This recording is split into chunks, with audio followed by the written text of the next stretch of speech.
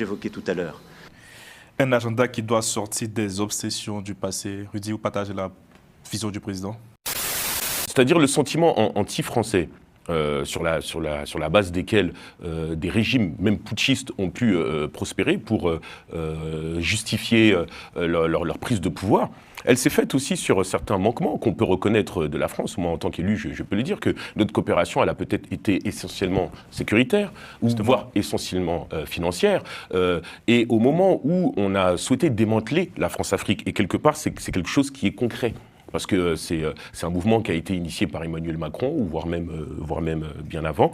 Donc il y a eu une volonté d'en sortir, notamment par une politique mémorielle, par ce rapport de Jean-Marie Bockel qui préconisait de revoir le dispositif sécuritaire d'une manière renouvelée et en concertation avec les pays africains. Donc il y a eu cette volonté depuis un moment. Sauf que, à mon avis, bâtir une relation politique avec l'Afrique ne doit pas passer par le tout sécuritaire. Il doit y aussi avoir une vision économique. Quand vous regardez par exemple que le commerce extérieur de la France en Afrique ne représente que 3%, c'est beaucoup trop faible. Ça veut dire que, évidemment, ça va être facile du point de vue de la population d'instrumentaliser ces difficultés. On parle quand même dans certains pays, en tout cas, de population qui vit en dessous du seuil de pauvreté. C'est plus facile à ce niveau-là de faire prospérer sur la vindicte populaire des aspirations diverses et variées. Donc quelque part, il y a eu une erreur de la France, évidemment, la France-Afrique, etc., mais on en est sorti.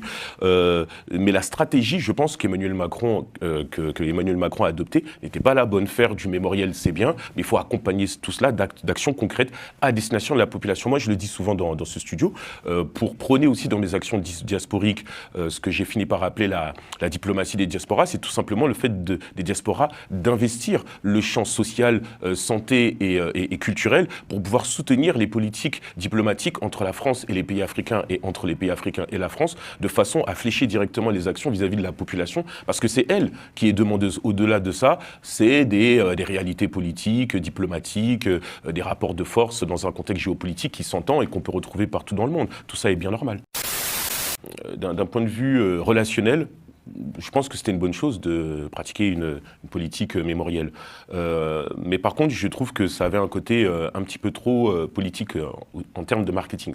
Mettre cette stratégie dans un domaine de rétablissement des relations avec certains pays africains... C'était une demande aussi, une demande du continent peut-être. Non, mais ça je l'entends, bien sûr, c'est une bonne chose.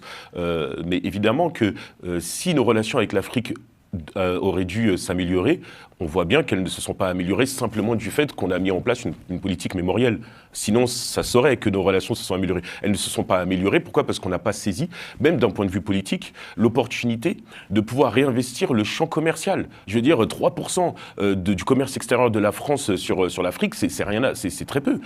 À comparer de la Chine, ça représente 25%. Donc à un moment donné, il ne faut pas, si vous voulez, qu'on voit uniquement les Chinois comme les méchants. Il faut aussi se dire qu'ils ont eu aussi une meilleure stratégie que la nôtre. Donc politique mémorielle, ok.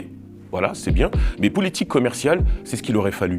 Et avec autant de présence en Afrique depuis aussi longtemps, pour moi, c'est une faute, en fait, de ne pas avoir réussi, même ces dernières années, la dernière décennie, d'avoir développé les relations commerciales.